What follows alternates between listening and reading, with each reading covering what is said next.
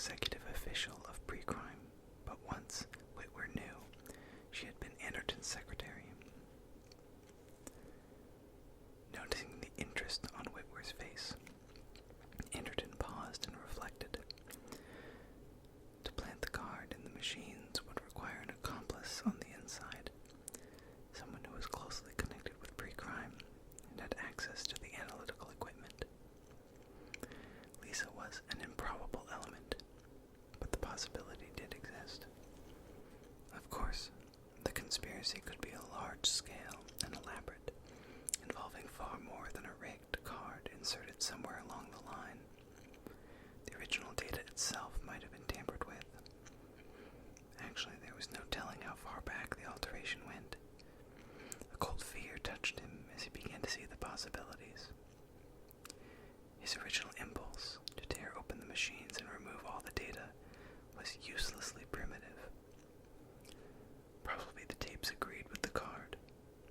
He would only incriminate himself further. He had approximately 24 hours.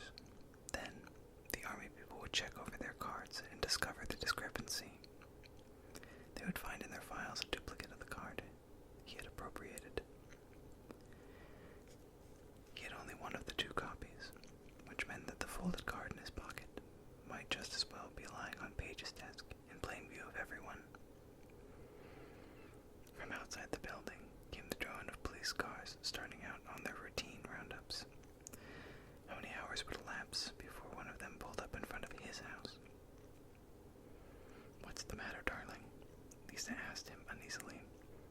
"You look as if you've just seen a ghost. Are you all right?" "I'm fine," he assured her. Lisa suddenly seemed to become aware of Ed Whitwer's admiring scrutiny. "Is this gentleman your new co-worker, darling?" she asked. Warily, Anderton introduced his new associate. Lisa smiled in friendly greeting.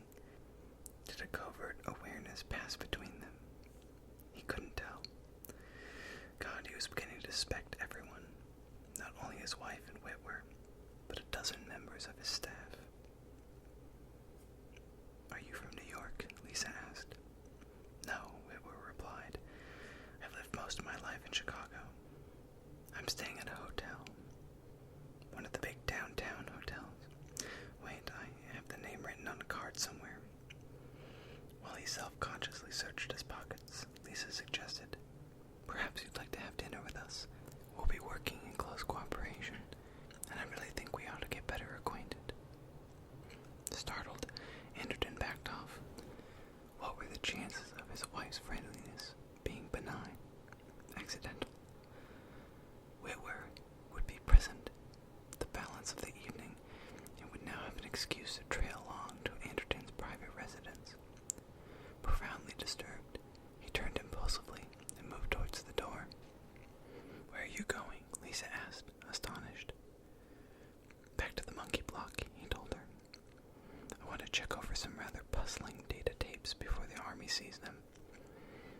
He was out in the corridor before she could think of a plausible reason for detaining him. Rapidly, he made his way to the ramp at its far end. He was striding down the outside stairs toward the public sidewalks when Lisa appeared breathlessly behind him. "What on earth has come over you?" Catching hold of his arm, she moved quickly in front of him. "I knew you were leaving," she exclaimed, blocking his way. "What's wrong with you? Everybody thinks you're..." She checked herself. "I mean, you're acting so erratically." People surged by them, the usual afternoon crowd. Ignoring them, Anderton pried his wife's finger from his arms. "I'm getting out," he told her, "while there's still time." "But why?" "I'm being framed, deliberately and maliciously. This creature is out to get my job. The Senate is getting at me through him." Lisa gazed up at him, bewildered. "But he seems like such a nice young man." "Nice as a water moccasin." Lisa's dismay turned to disbelief. "I don't believe it. Darling, all this strain you've been under." Smiling uncertainly, she faltered, "It's not really credible that was trying to frame you. How could he? Even if he wanted to. Surely Ed wouldn't. Ed. That's his name, isn't it? Her brown eyes flashed in, startled, wildly incredulous protest. Good heavens, you're suspicious of everybody. You actually believe I'm mixed up with it in some way, don't you? He considered. I'm not sure. She drew closer to him, her eyes accusing. That's not true. You really believe it. Maybe you ought to go away for a few weeks. You desperately need a rest. All this tension and trauma. A younger man coming in. You're acting paranoid. Can't you see that? People plotting against you. Tell me, do you have any actual proof? Anderton removed his wallet and took out the folded card. Examine this carefully, he said, handing it to her. The color drained out of her face, and she gave a little harsh, dry gasp. The setup is fairly obvious, Anderton told her, as levelly as he could. This will give Wetwer a legal pretext to remove me right now. You won't have to wait until I resign. Grimly, he added, they know I'm good for a few years yet. But it will end the check and balance system. Pre-crime will no longer be an independent agency. The Senate will control the police, and after that, his lips tightened. They'll absorb the army too. Well, it's outwardly logical enough. Of course I feel hostility and resentment toward Wetwer. Of course I have a motive. Nobody likes to be replaced by a younger man and find himself turned out to pasture. It's all really quite plausible, except that I haven't the remotest intention of killing Wetwer.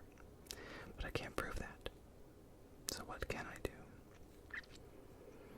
Mutely, her face very white, Lisa shook her head. I don't know, darling, if only. Right now, Anderton said abruptly. I'm going home to pack my things. That's about as far ahead as I can plan. You're really going to try to hide out? I am. As far as the Centaurian colony planets, if necessary. It's been done successfully before, and I have a 24-hour head start. He turned resolutely. Go back inside. There's no point in you coming with me. Did you imagine I would? Lisa asked huskily. Startled, Anderton stared at her. Wouldn't you? Then with amazement he murmured, No, I can see you don't believe me. You still think I'm imagining all of this? He jabbed savagely at the card. Even with that evidence, you still aren't convinced. No, Lisa agreed quickly. I'm not. You didn't look at it closely enough, darling. Ed Wetwer's name isn't on it. Incredulously, Anderton took the card from her. Nobody says you're going to kill Ed Wetwer, Lisa continued rapidly, in a thin, brittle voice. The card must be genuine, understand? And it has nothing to do with Ed. He's not plotting against you, and neither is anybody else. Too confused to reply, Anderton stood studying the card. She was right. Ed Wetwer was not listed as his victim. On line 5, the machine had neatly stamped another name,